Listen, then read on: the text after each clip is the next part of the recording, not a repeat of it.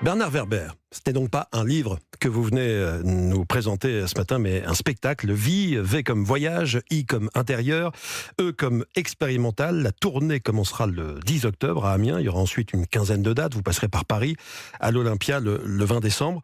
Comment décrire ce spectacle qui va mêler beaucoup de choses, on l'a dit, tourisme spirituel, méditation, humour. Alors justement, la première phrase du spectacle, c'est « Je ne sais pas à quoi vous attendez, mais vous allez voir, c'est autre chose ». Donc le spectacle fonctionne aussi sur un effet de surprise et de... Comment dire, je propose aux gens de voyager dans un endroit qui est très simple, qui est leur propre esprit. Euh, comment décrire ça? Je vous avouerai, c'est pas si facile à dire. Ouais. On va dire globalement, il y a 3 méditations guidées. Je suis accompagné d'une harpiste extraordinaire qui s'appelle Francoeur. Et juste les gens ferment les yeux et ça fait une sorte de parenthèse de douceur et de voyage à l'intérieur de son propre esprit dans lequel j'amène les gens très très loin. En fait, c'est une prolongation de mon travail d'écrivain, mais en tant que conteur. Et le pouvoir du conteur, c'est de créer des images dans l'esprit de la personne qui écoute. Vous comptez... Je me dis, faudrait peut-être que je mette au point un discours pour expliquer mon Non, mais spectacle, parce que là, qu'est-ce que les gens vont comprendre? Justement, vous allez vous imaginer quelque chose et quand vous y serez, ce sera différent parce que c'est la première phrase effectivement du spectacle. Mais vous comptez à travers vos livres, à travers vos écrits, vos mots. Mais là, on découvre que je viens d'y prêter attention parce que ça s'y prête justement avec le spectacle. Vous avez une voix vraiment de conteur extraordinaire. Sébastien Bordenave, c'est une voix extrêmement douce. Déjà, on est relaxé là. Oui, voilà, on sent mieux. J'espère que les gens ne vont pas s'endormir au volant. C'est vrai, en fait, vous dites aux gens, venez voir mon spectacle, et après vous dites fermez les yeux. C'est vrai que c'est bizarre. Exactement. Il y a plus à entendre qu'à voir. Il y a plus à vivre. En fait, c'est pour ça que le mot expérimental est intéressant, parce que les gens vont vivre quelque chose de très très fort. C'est pas juste une méditation guidée. Je leur propose de revivre le meilleur instant de leur enfance, et les gens sont en larmes, ils vivent un truc très très fort, ils se retrouvent plongés dans leur propre passé. Ce serait quoi pour vous le meilleur moment de votre enfance? Vous y pensez vous aussi quand vous invitez les spectateurs à le faire ou... Ah, c'est marrant que vous me posiez cette question. Je me rappelle, alors je vais dire le moment le plus ancien. Ma mère jouait du piano et j'étais à 4 pattes et j'approchais de ses pieds et elle appuyait sur les pédales et elle m'a dit de me tenir un peu à distance pour ne pas être écrasé par les pédales. Ah oui. Mais je devais avoir moins d'1 an, donc c'est pour ça. Ah oui. Et j'étais attiré par la musique. C'est-à-dire, c'est le fait que de la beauté de la musique qui sortait du piano de ma mère qui m'a donné envie de m'avancer. C'est pas le plus beau souvenir, mais c'est le plus ancien. Et c'est lié à la musique. Et c'est pour ça que en fait, ce que je propose aux gens, ça peut pas être bizarre, c'est une transe. C'est-à-dire que les gens vont se retrouver vraiment complètement à vivre un truc très très fort. Mais ça vient pour beaucoup de la harpe et du talent de ma collègue Francoeur.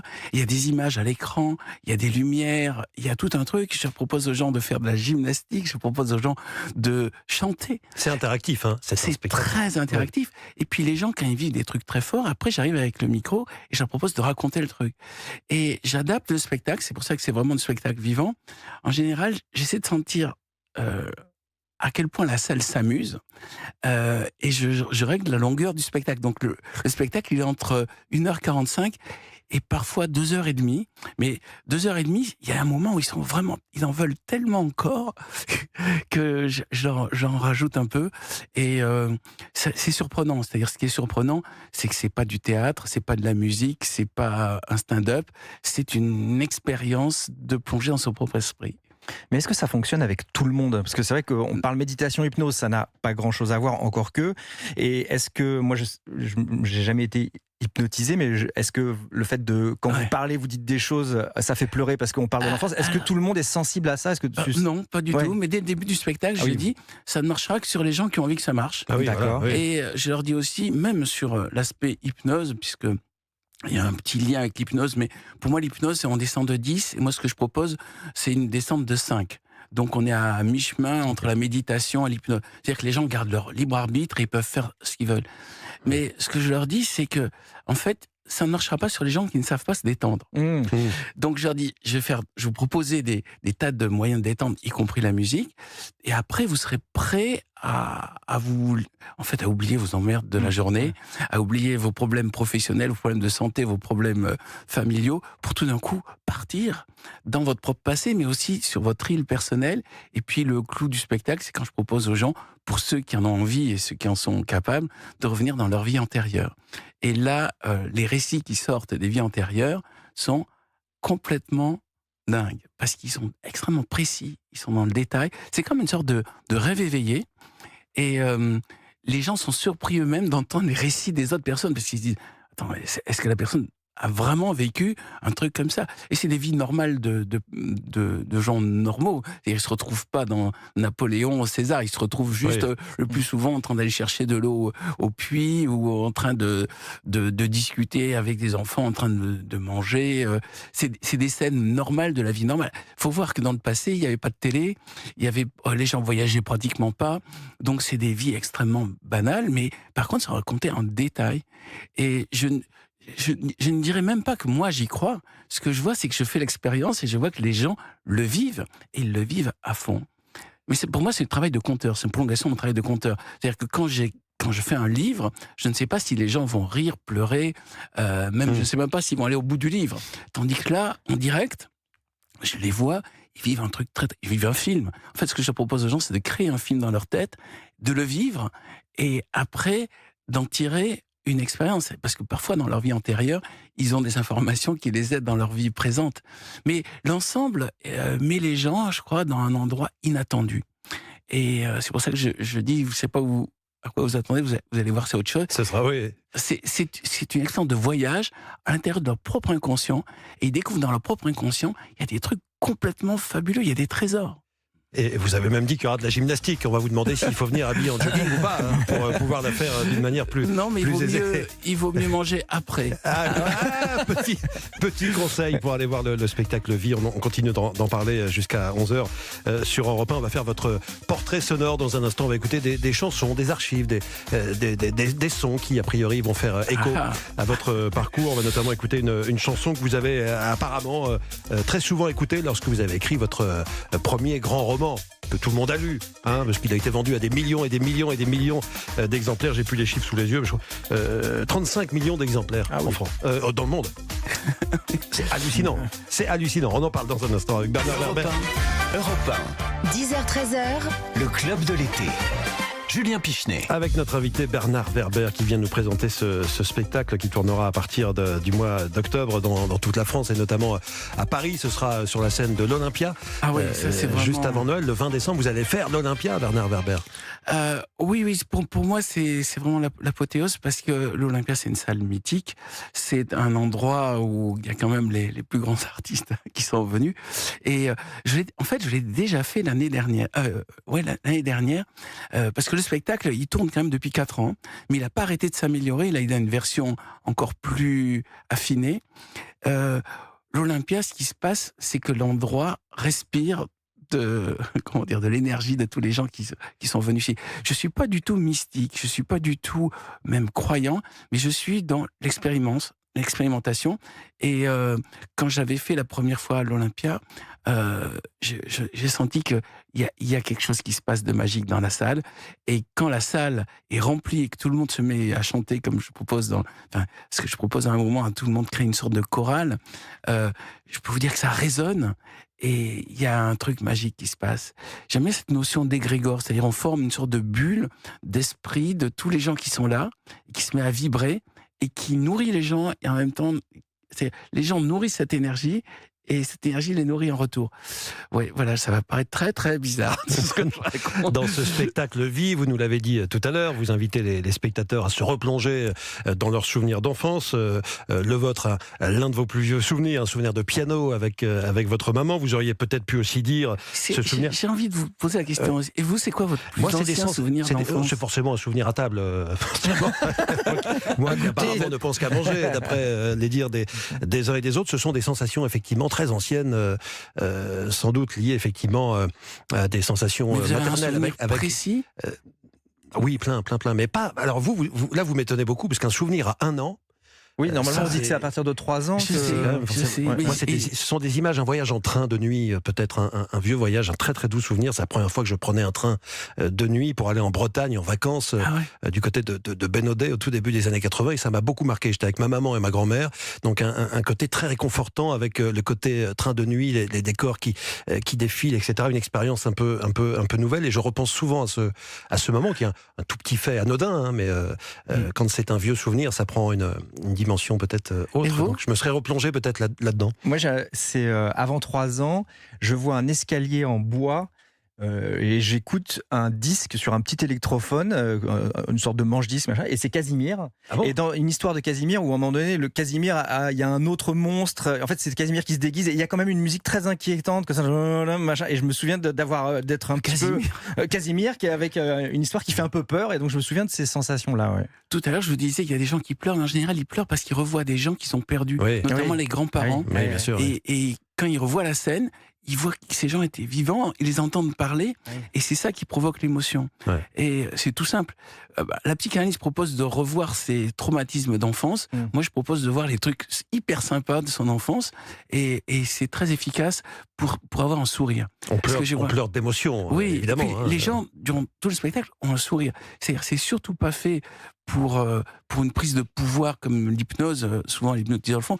C'est fait pour que les gens se détendent. C'est une sorte de petite parenthèse enchantée. À 10h19, on va pouvoir commencer notre portrait sonore. En général, on Oui. commence vers 10h07, mais on s'est laissé hypnotiser par, Oui, c'est ça. par Non, mais je Bernard propose Werber. à tous les auditeurs de Ah, c'est juste formidable, se oui. poser la On question. y est, bien sûr. C'est quoi ouais. mon plus ancien souvenir hyper agréable d'enfance, et de discuter entre eux, parce que dès le moment où on le fait, on se dit ah tiens, toi c'est du goût, moi c'est de la musique, moi ça peut être des sensations tactiles. Oui, il y a et- différents sens qui sont Voilà, les mis en différents sens éveil, qui sont bien sûr, oui. sollicités. Et déjà, je crois que ça peut entraîner un débat. Et puis surtout, arrêter de se plaindre. C'est-à-dire, au lieu de se dire ça allait pas quand j'étais petit, dire attends, il y a un moment qui était vachement chouette quand j'étais petit. Bien sûr. Déjà commencer à partir de ce point de vue-là. Bah, finalement, Sébastien Bordenave, on a un bel aperçu en tout cas d'une partie du spectacle de Bernard Werber. Vie. Écoutez ça. Je suis roi des fous, Mimi d'entre mes petits, tyrannique gentil. Bernard Werber, vous avez toujours écrit, première nouvelle à l'âge de 7 ans, c'était les aventures d'une puce. Oui. Quand vous étiez à l'école, le professeur s'est marré parce que vous saviez pas trop que le père de la puce n'était pas un puceau et sa mère n'était pas une pucelle. C'est ce que vous aviez écrit dans la nouvelle. Voilà, c'est la très première mignon, phrase. ça. C'était mon père est une puce, mon père est un puceau et ma mère est une pucelle et je suis une puce. Et il m'a dit, je peux pas t'expliquer pourquoi, mais un jour tu comprendras que cette phrase est marrante. Et vous l'avez Voilà. évidemment gardé. Et Alors, quelques années, vous vous ennuyez au lycée, vous faites déjà des journaux, vous écrivez énormément. J'ai aucune mémoire. C'est-à-dire que le lycée est basé sur retenir des noms des fleuves et des capitales et des dates de bataille. Et je retenais rien. Et puis j'étais incapable de raconter des récitations. C'est un vrai problème pour un enfant qui n'a pas de mémoire. Du coup, j'arrêtais pas de créer des systèmes nouveaux parce que je n'arrive pas à mémoriser les systèmes anciens. Vous êtes dans les années 80, après avoir fait des études de droit et de criminologie, journaliste scientifique au Nouvel Obs. Et en parallèle, il y a un énorme projet qui vous prend plus de 10 ans. C'est l'écriture de ce premier roman, Les Fourmis, qui a été vendu à 2 millions d'exemplaires en France et des millions et des millions à travers le monde. Et apparemment, j'ai appris que vous écoutiez régulièrement Le Roi des Fourmis, Michel Polnareff, en écrivant ce livre. C'est vrai, ou vous l'avez écouté une fois comme ça, ou c'est pour la blague? Je l'écoutais un peu. J'écoutais surtout beaucoup de musique de films quand j'écrivais, parce qu'il ne faut pas qu'il y ait de paroles. S'il y a des paroles, j'écoute les paroles. Oui. En fait, même quand il y a la musique de fond dans les restaurants, j'écoute les musiques de fond. J'écoute tout. Je ne sais pas si ça vous fait... Mais c'est vrai que quand je chose, travaille en open space, on met souvent de la musique. Et pareil, si c'est une musique française, je zappe tout de suite parce qu'il y a des paroles, donc j'ai envie de Voilà. chanter, j'ai envie de machin. Alors qu'un instrumental, une musique de film, de la techno aussi, où effectivement Voilà. ça amène un rythme de travail, ça peut... Ouais. Ça peut effectivement donner une énergie. Et écrire sous musique, j'en discute avec avec d'autres amis auteurs, il y en a ceux qui travaillent en silence et ceux qui travaillent en musique. Et c'est vraiment intéressant de voir, moi je vois ça comme une vague, la musique, et on pose son surf de création dessus, et on se laisse porter, et ça nous amène très très loin et sans fatigue. C'est-à-dire ça devient plus un travail intellectuel, ça devient un travail naturel, d'expression. Voilà, Une autre archive, Bernard Werber, avec Anatoly Karpov, à qui on demandait ce qui lui plaisait le plus dans les échecs après toutes ces années. J'ai grandi comme joueur d'échecs et j'ai ensuite été le plus jeune champion national d'échecs à 15 ans. And then I was the youngest national master at the age of 15. I just J'aime juste jouer aux échecs et inventer des idées. to produce some ideas. Et les and, résultats ont été importants pour results moi au début. became important, Mais but c'était juste parce que motivating. j'aimais ça First, et j'aimais I rivaliser avec just les loved autres to play joueurs. and to compete with people. Alors, pour bien vous connaître, Bernard Werber, il faut savoir que vous aimez les jeux, hein, J'ai les joué jeux de rôle. avec Karpov. Vous avez joué avec Karpov, c'est pour ça qu'on passe J'ai joué les avec archives de Karpov. Karpov, ça c'est quand même... Et ce type a l'air des méchants des James Bond. Ah oui, un peu, C'est-à-dire, de ouais. toute façon, il était au KGB et tout. Et la manière dont il joue, il fait souffrir les autres adversaires. On était 12, c'était au Salon du Livre de Donc Paris. c'était 12 écrivains face à Karpov. 12 écrivains et champions d'échecs. Et moi, j'avais qu'une idée, c'est surtout ne pas être le premier viré. Ouais. Et au final, j'étais le dernier viré. Ouais, vous Mais avez j'ai- résisté à Karpov. mais pour une raison simple, c'est que j'ai rien fait pour gagner. C'est-à-dire, j'ai renoncé. Et Bon, deuxièmement, il fallait sourire. C'est-à-dire que je voyais que les autres, au bout d'un moment, ils suaient et ils souffraient. Je me suis dit, ok, il faut sauver les apparences. Quoi qu'il fait, je joue, je souris. Et puis surtout, j'ai compris un truc. Karpov, en fait, c'est un joueur de défense. Donc, il ne fait aucune attaque. Il faut surtout pas l'attaquer. Il faut attendre que lui vienne attaquer. Et c'est pour ça que j'ai tenu. C'est-à-dire qu'au bout d'un moment, j'ai compris, dès que j'avance une pièce, elle se fait dissoudre. Donc, je bouge plus, j'attends. Et c'est comme ça que j'ai tenu longtemps. Après, toutes les télévisions russes sont venues me demander comment j'ai pu résister autant de temps.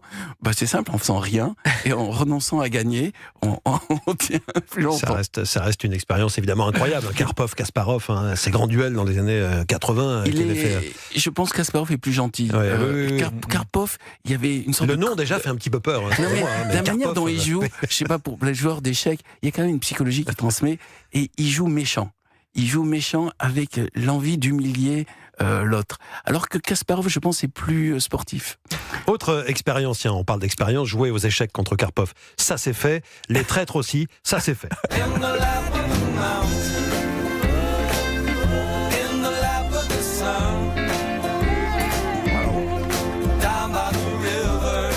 On disait, vous aimez les jeux, les échecs, les jeux de rôle. En 2022, vous participez à la première saison de l'émission Les Traîtres. Vous avez raconté que cette expérience a été plutôt traumatisante parce que vous êtes fait enterrer vivant pendant Non, 45 c'était pas minutes. traumatisant, au contraire. Non, C'était traumatisant de se faire savoir enterrer que... comme ça, non, c'est pas. Non, parce qu'il y avait Non, c'est un lundi matin. Pour Bernard Werber. il y avait Elsa qui était à côté, qui était claustrophobe. Donc j'avais très peur. On était 4. Et si un échouait, on a échoué tous. Donc au moment où on a été, on est arrivé, il y avait des cercueils, il y avait des types avec des pelles. Puis on est rentré. Enfin, je suis rentré dans le cercueil en me demandant pourvu qu'Elsa tienne. Et au moment où on est dedans, il y a plusieurs informations qu'on a. La première, c'est que quand on met les clous sur la couvercle, c'est assourdissant à l'intérieur. La deuxième, c'est qu'il y a des moucherons qui sont avec vous. Ils font un bruit pas possible à l'intérieur du cercueil. Et la troisième, il faut surtout pas péter. Parce que si vous pétez, vous respirez en votre propre prout au circuit fermé. Écoutez ce conseil. Des fois, vous êtes dans un cercueil. Voilà. évitez Si vous de- êt enterré vivant, écoutez le conseil de Bernard Werber. Et ils nous ont mis, on sentait le poids de la terre. C'est-à-dire qu'on était enfoncé sous terre et on sentait le poids de la Oh terre. là là. Il y avait un walkie-talkie et on pouvait se parler entre nous. Donc moi, justement, j'ai utilisé les techniques de méditation et d'hypnose pour calmer Elsa, pour lui dire de respirer, de se détendre, parce qu'elle était en train de paniquer à l'intérieur de son cercueil. Ah bah, je comprends, moi je suis claustrophobe et je Et ça compatis a là. duré. Alors, j'ai demandé à Eric-Antoine combien de temps on peut tenir dedans. Il m'a dit, tu vas voir, ça va aller. Et puis à la fin, je demandais combien de temps on a tenu. 1h30. Ouh là là, 1h30 bravo, dans un oui. cercueil sous terre.